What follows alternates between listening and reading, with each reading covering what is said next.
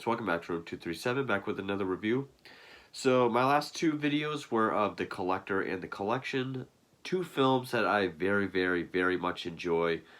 Possibly they are some of the best that the torture porn subgenre of horror has to offer. Uh, I would say The Collector probably is one of the best, next to certainly the original Saw.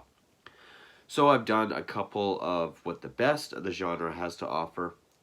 Why not go look at some of the worst? And by torture porn, I mean during the actual height of the subgenre, probably between 2004, 2011, or 12, and ones that had mainstream releases. This is one that I did not see when it originally came out. It bombed big time. It was a big failure, even though it came out at pretty much the peak or the height of torture porn. I mean, 2007, Saw 3 was already out. We were getting ready for Saw 4. Hostel was already out. I believe Turistas was out, but I think Turistas, from what I remember, might be worse than this one. But I saw this probably 2011 or 12, and yeah, there's not much to it. And that is Captivity. Which, yes, I believe this is the only After Dark film that I own. If you're not familiar with After Dark, they are an independent company that is known for putting out low budget, really bad movies. I would put them in the same category as, say, Full Moon or Asylum, but they're almost there. Now, the thing about this film is this was written by not only, what was his name? Joseph Tura, whoever that is, but also co-written by Larry Cohen, based on a story by Larry Cohen, who, I mean, a pretty big name, especially through the 80s and 90s. I mean, he's known for films like The Stuff, It's Alive, very fun Joe Dante type horror films. He wrote and directed those. Q the Winged Serpent, which is a more fantasy type horror. I really need to review It's Alive and stuff. And directed by Roland Joffe, who's more known for films like The Killing Field, The Mission, The Scarlet Letter. And then he directed this. Stars Alicia Cuthbert, who 2 years before this was in the House of Wax remake, which I really do enjoy. I think that's one of the better remakes post 2003, and I thought she did fine in that. Daniel Gillies, who looks familiar, but I couldn't place him. Oh, I guess he's known for the Vampire Diaries, Pleasantville. Oh, he was MJ's. He was Jonah's son, the astronaut, in Spider-Man 2. Other than that, I haven't seen anything else that he's been in. And I'm pretty sure, yeah, Pruitt Taylor Vince, he's in it. And he's one of the best character actors I think there is. He's the heavier set guy whose eyes are always going like this. He was in Jacob's Ladder. He was in that movie Identity with Ray Liotta. May he rest in peace. He was in Monster. He had a brief appearance in Monster. Great character actor. And those are really our only actors. Pruitt Taylor Vince, we don't even see up until the end. He has a very bit role, but he's still the best performance in the movie. And yeah, this is going to be heavy spoilers. I'm sure most people don't care, but because this movie's pretty much forgotten. Yeah, like it was made for 17 million, made like 10 million, and in fact, there was some controversy because I guess some unapproved billboards advertisements were passed, and they were found to be offensive. They got in trouble. I guess Joss Whedon tried to try to have the rating pulled from this film. And uh, actually, the head of After Dark, Courtney Solomon, after the original cut of this was released in Spain, Argentina, and the UK, which I believe was probably more of like a psychological film because there are some psychological torture throughout this film that's kind of interesting. But then when it came to be released in America, he went back and he had more blood and gore added to it to help cash in on Hostel and Saw and make it more torture porn. He thought it would be more successful, but then he realized, maybe we did too much. That's actually what he said. There really is no story to this at all.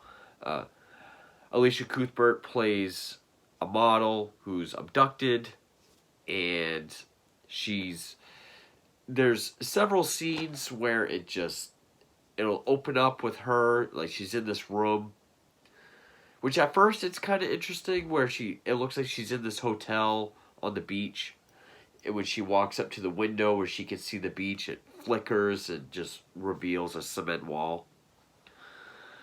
But like Saw, I kind of lose myself in the implausibility of how much of a funhouse this is. I mean, everything is electronic. I mean, there's one of those like sliding drawers, like Hannibal Lecter, where she's given a key to a locker and it's some outfit. And like, if she refuses to wear it, there's like this sound frequency and bright lights that come up until she obeys. And there's a lot of like fade to black and then fade ins or whatever that kind of makes it look like a TV movie. And I don't know if it's the film or the DVD or what, but there are many times throughout this film where it looks so hazy and fuzzy, almost like you're streaming it with not strong Wi-Fi. And I know I've said in the past that I love like lower quality stuff. By that I mean like a DVD of a movie from the 80s, that still has its VHS look. There's a difference between looking degraded and just looking like not the strongest quality. I mean, it's so fuzzy and hazy looking that there's one point where Pruitt Taylor Vince is cutting sushi. It is like up close. It looks like a 90s cooking commercial. Or it looks like a daytime soap or something. And especially when there's like this light that shines through her room that looks like almost like sunlight. It's very hazy and fuzzy. It goes from that to be when it's clear.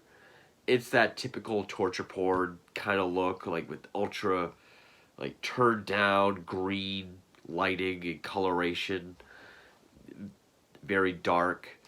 So in contrast, it looks like you have like two different kinds of cinematographers or whatever, which the cinematography, was done by Daniel C. Pearl, and the music was done by Marco Beltrami, who, okay, he's done a lot of films. He's done Scream, Mimic, The Faculty, Resident Evil, The Woman in Black, Quiet Place for horror, but then just other ones that, I mean, Snowpiercer, some action films like Terminator 3, Live Free or Die Hard, World War Z, Hellboy, Wolverine, Logan, 310 to Yuma, iRobot, all kinds of films he scored. And I literally just got done watching this, and I can't say a thing about the score because nothing stood out to me. It's only 85 minutes, but there's so little that helps pull you along throughout the film, story-wise, that for like most of the first act or even the first half, it's just like non-stop segments of torture. Like, she'll get tortured, then we'll fade to black. She'll be back in her room, and then she'll either get a key and the lights will come back on, uh, or the room will be gassed, or she'll be drugged, and then we'll fade back in, and she'll be strapped to the chair again. There's a new torture. And I don't know, just this movie kind of blew its wad too early, like trying to get people hooked right off. And in contrast to Hostel, which I've always said is overrated and was always a disappointment. Because the trailer for Hostel made it look like it was going to be the next big torture film. And there's hardly any torture in it. It's essentially a sex comedy, almost, for like the first half of the movie. This does the opposite, but there's so little to pull you through that it's almost pointless. And some of the torture is she's shown while she's strapped to the chair. There's a screen of a former victim who's in the same predicament with the same shower head above her that has this acid pouring all over her. You see her face all burnt up. Good gore effects.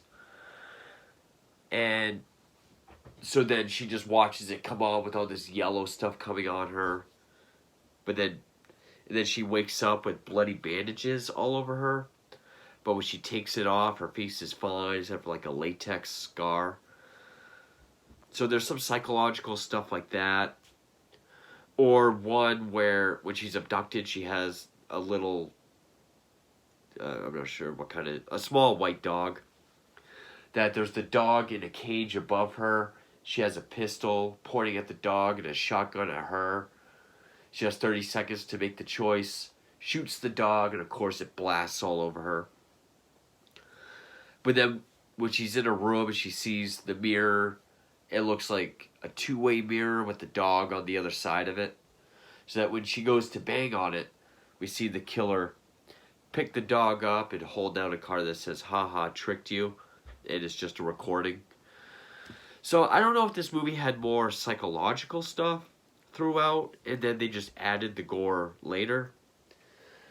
But it really is just segment after segment of what this guy does to her. Oh, and then the scene where she's strapped to the chair again, and we see him put like an eyeball, ear, some organs into a blender, chop it and mix it, and then put a funnel in her mouth, pour it all in. And eventually she notices on the wall the words, "Who are you?" was scratched in it with some light behind it. There's a guy on the other side named Gary, played by Daniel Gillies, who says he's been there for 3 days. And they start to talk and kind of become prisoners together, but they can't be with each other because of that glass wall that's in the way. Then they scratch all of it off so it's all clear and they can see into each other's room. Probably the biggest scene, and one that was in all the marketing, or most of the marketing, and what was in the thumbnail, is he gets this one test where he has to try to make it to her in time. She's in this big glass case that's quickly being filled up with sand. Of course, he gets to her. At one point, she, before she finds out about Gary, she makes it through an air duct but gets caught. And then, then they're both tied up. Or they're like taped together. They're both in a chair. And the killer's about to like pull her teeth out with pliers, but he yells at the killer like, "Do me instead," so he rips the tooth out. And you probably can see the twist coming a mile away, because where it is torture porn, I mean, not all torture porn films have a twist. I mean, The Collector and the Collection didn't have a twist. Hostel doesn't have a twist. But maybe it was trying to be like Saw. But you might find it kind of obvious what the twist is. Uh, I guess spoilers, but uh, before I officially get to spoilers, there's really nothing to this film. I would even say I'm not the biggest fan of Hostel, but Hostel is a better made movie than this. If you just want to watch torture just for the sake of it, I guess you could watch it. But even in that case, there's the Japanese film Grotesque, which is not a good movie, but that's graphic torture just one after another as well. And yeah, this movie is just as, maybe even more so, unbelievable like Saw. But at least with Saw, it's an engineer that's making all these traps, whereas here, when you find who it is just, you know, and just how high tech and rigged this place is. I guess uh, Alicia Cuthbert does fine.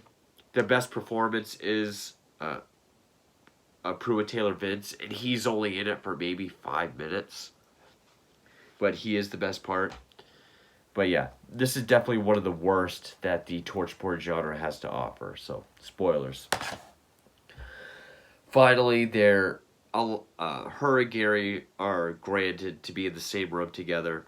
They have sex, and of course, it's all being filmed. It shows the killer in his room looking at all the monitors, and he has audio. The only interesting aspect about this movie would be the killer doesn't just make a scrapbook of what he does with, like, a magazine word cutouts. He makes like a comic book. He cuts out comic and manga characters to kind of tell the story of what's happening with quotes or expressions like find the victim, isolate the victim, uh, play them, not with them, and then desire is the mother of invention. I always thought it was necessity, but maybe you could change it to whatever. And then finally, redemption. And it's all these like comic characters they kind of put together like a comic with all these words put all over it, along with uh, photographs that's been taken of the torture and of the victim. But also, since she's a famous model, some of her cutouts as well. And we do get to see other scrapbooks, so that's why we see redemption with pictures or comic art or med school diagrams or whatever showing how they died. I thought that was interesting. I thought that was a neat idea. We've seen killers with scrapbooks before, whether it be articles or snuff tapes or journal entries, but having it done more like a comic is actually kind of cool and interesting. In fact, I noticed in one of the books, there's the word crisis, with red word on black paper or black background. And the way crisis was written with red on black, I immediately knew it's from the cover of Grant Morrison's Final Crisis.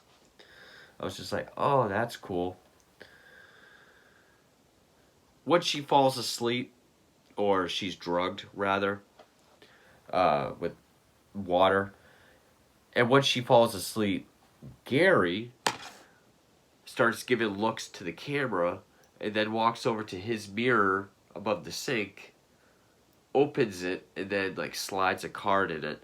And there's a few convenient, like he could do that, or there's like a crack in the concrete blocks that can read his card as well.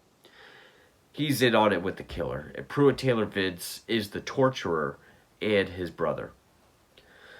Because also, when they're together, when he does the no do me scene, they're presented a screen with a drugged up mother and a young child. And the young child stabs the mother, implying that this is the killer. This is his origin, I guess.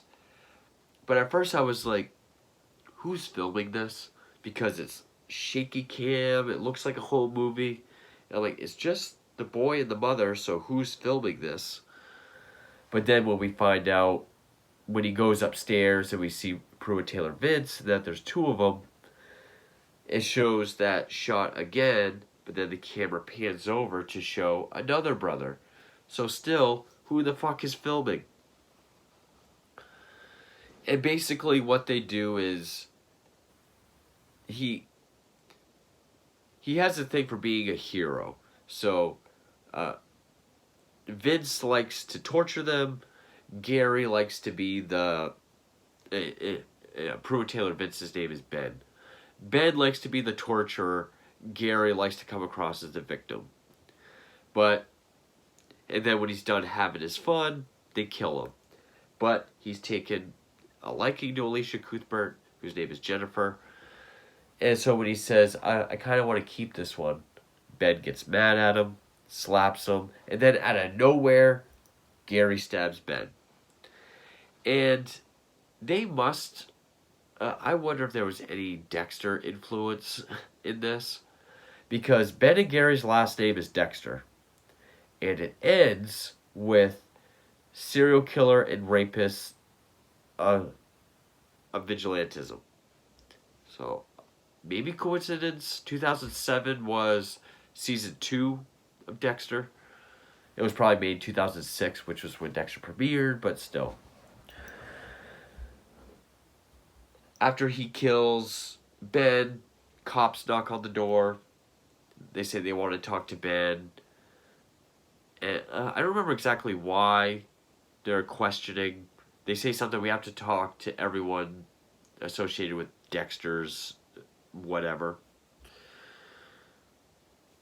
They ask if they can check the score on the game real quick, but then a commercial comes on, so one of the officers goes to switch it. It just switches to a shot of Jennifer, security cam in bed, which they're there looking into the missing person of Jennifer. He shoots him with the shotgun, and then he tries to make it an escape with Jennifer saying, I killed him, let's get out of here. And what I mean is, you can probably tell as soon as Gary comes in that, okay, if there's going to be a twist, Gary's either the killer himself or he's in on it somehow. But then when it shows him being tortured, that's them probably just trying to be like, oh, maybe he's not in on it. But of course he is. So he brings her upstairs. One of the cops even comes back to life, but he told her that they were the killers. So she beats him to death with a bat. He goes to clean everything up. And then she finds the scrapbooks and notices that Gary's in all of them. And then they have a chase. And the chase leads to them being back down where she was held captive. She has the shotgun, but forgets to cock it. He gets it back from her. She kicks him in the balls, gets it back. And instead of shooting him, she just lowers it, shoots him in the dick.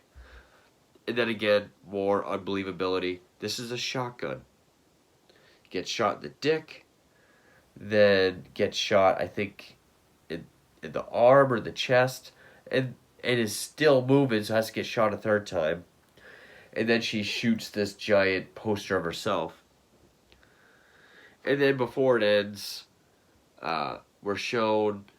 Because it actually opens up with someone strapped down. They got like a cast covering their head and shoulders. And I think like their blood's being drained out of them. Well, another twist. That's not from the killers of the main story. Picks up 6 months later, which it says on the screen, well, maybe he said half a year, because the screen says 6 months later. We find out that that person in the cast in the opening is being killed by Jennifer. And he's got this article pinned to his bare chest about, triple homicide of women, or a serial killer of 3 women. She has black hair. I was like, oh, they pull in a Hitchcock, going from blonde to black. But no, it's a wig. And yeah, now she has the same kind of scrapbook, but she's going after serial killers. And I'm assuming rapists. Because in the background on the TV, we hear an interview, and I could have sworn I heard the guy say, it's the 1-year anniversary of her abduction. Maybe he said half a year. But the screen itself said 6 months later. And even the interviews says, well, in the last 6 months or a year, whatever, 2 known serial killers have been taken out by a vigilante. How do you feel about vigilantism? And she answers it however she does. And then it ends with her heading to Los Angeles because there's another serial killer on the loose. I mean, the only positives I can give this film is, I guess Alicia Cuthbert does fine. Pruitt Taylor Vince still does a great performance, even in 5 minutes. If you go into a torture porn film wanting to see a lot of torture, you definitely do get more bang for your buck with this than you do, say, Hostel. But if you're going into this for story, and I'm sure someone said, why would you go to torture porn for story? Sure. Hostel, no. This, no. Saw movies, they have an intricate story. The Collector of the Collection, good story. Maybe they're the exceptions.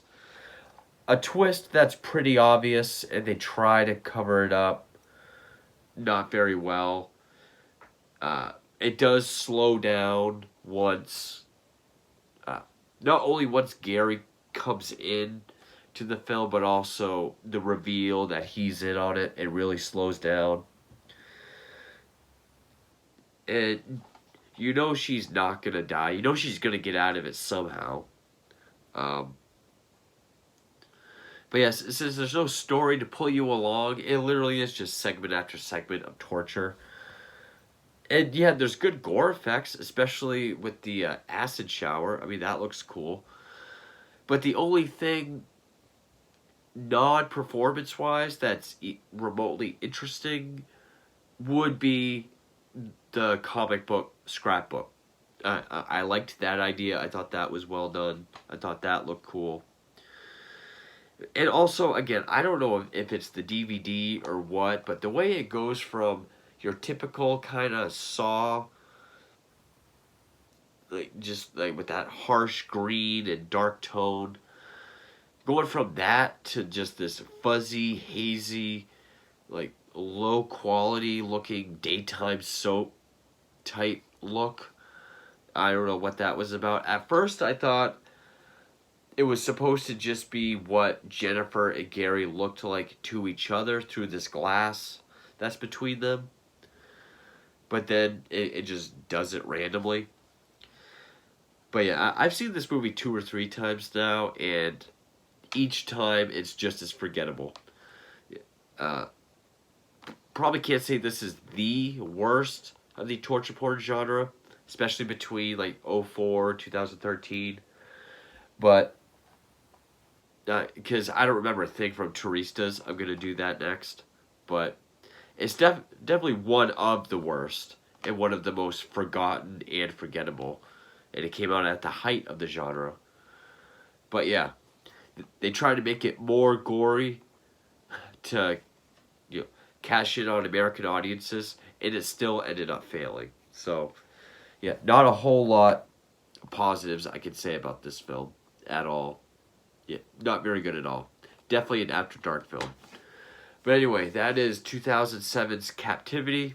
Yeah, I'm not a fan. Thank you for watching.